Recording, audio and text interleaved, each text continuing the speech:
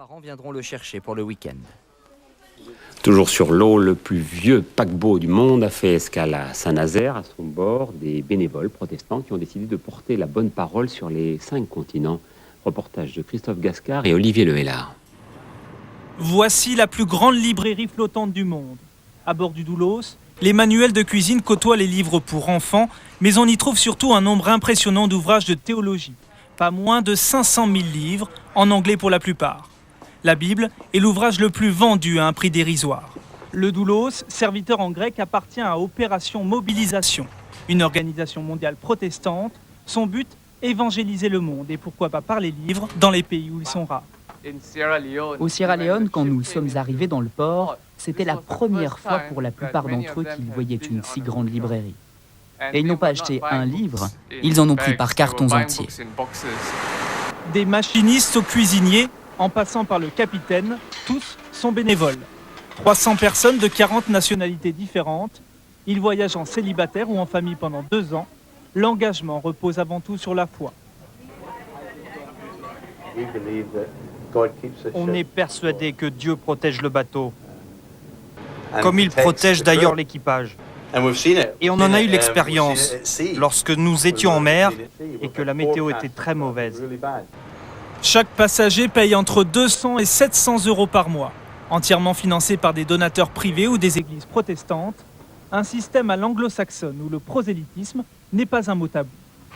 Prosélytisme, ça dépend ce qu'on met derrière le mot prosélytisme, mais c'est vrai que c'est pas toujours facile de trouver l'équilibre parce qu'on a un message à apporter et puis en même temps, on veut le faire d'une manière qui soit respectueuse de l'autre, quoi.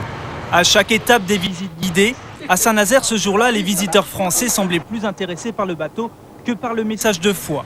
Mais peu importe, l'essentiel est de se faire connaître et si possible de convertir en douceur. L'institution compte déjà 3000 membres et sillonne les mers depuis presque 30 ans. Un lac près de Toulouse. Peut-être falloir commencer à traduire les menus. À 90 ans, il flotte encore vaillamment sur les océans du globe. Le Doulos est aujourd'hui le plus vieux paquebot du monde encore en activité. 300 personnes travaillent à son bord, mais elles ne sont au service d'aucun passager, car ce que le navire transporte d'un port à l'autre, ce sont des livres. À Saint-Nazaire, patrie des paquebots, l'escale est donc littéraire et historique. Reportage de Cécile Lassève et Cyril Dudon. 130 mètres de long, des petits hublots cuivrés, une coque rivetée. Les promeneurs au regard expert l'ont déjà compris, le Doulos est vieux, très vieux. Depuis 1914, il a changé 4 fois de nom, de fonction. Il a été cargo, transporteur de passagers, puis garde-côte. Transformé plusieurs fois, il garde cependant des trésors dans ses entrailles. Tel ce compas de 1914. Comme il n'y avait pas d'électricité, ils avaient des lampes à huile. Ils mettaient la lampe à huile là-dedans. Comme ça, au moment de naviguer, les marins pouvaient regarder le compas. Ce compas est admiré comme s'il avait été dans le Titanic, car dans le Titanic, ils avaient le même. Le Titanic, justement. Le Doulos a été construit seulement 2 ans après lui. En matière de sécurité, il lui doit pourtant beaucoup. Ici, nous avons une double coque. Nous avons 2 couches d'acier, une couche intérieure, une couche extérieure. Donc, même si quelque chose casse la première couche d'acier, il nous reste la seconde couche qui continue à protéger le bateau. On appelle ça un double fond. À vrai dire, c'est un bateau très sûr. À bord du paquebot vivent actuellement 300 personnes, membres d'une association protestante, propriétaire du bateau.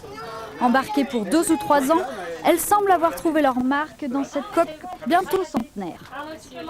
Quand on est arrivé à bord, donc il y a 2 ans, on a été agréablement surpris parce qu'on a quitté notre super appartement F4 région parisienne et on arrive ici. On pensait vraiment au truc très petit et coincé et tout, mais on a été agréablement surpris de voir qu'il y avait de l'espace quand même pour les familles. Fille de ses activités passées, le Doulos est aujourd'hui une librairie flottante. Sa proue abrite 500 000 livres destinés à la vente lors des escales, en Afrique, en Asie ou ailleurs. Prochaine d'entre elles, Gibraltar. Le 19 septembre, le Doulos largue les amarres. Et sachez que ce paquebot se visite tous les jours de 10h à 22h, quai du Commerce à Saint-Nazaire.